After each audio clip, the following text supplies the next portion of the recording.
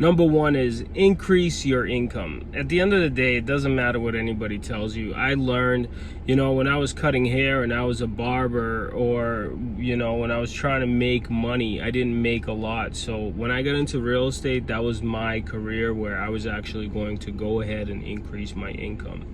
Number two is cut consumer debt. Just cut all debt. Stop spending your money on stupid things like newer cars, bigger car payments. I mean, the goal is to have the nicest things all the time, but I think for a while you might have to take that money and just put it into your bank account so we can grow.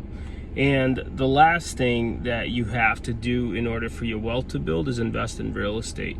So you're always going to have money that you are going to spend on things. I believe that if you save your money and then you go ahead and you put it towards real estate, you over time can seriously increase the amount of money flowing to you from these cash flowing assets, especially if you do it right.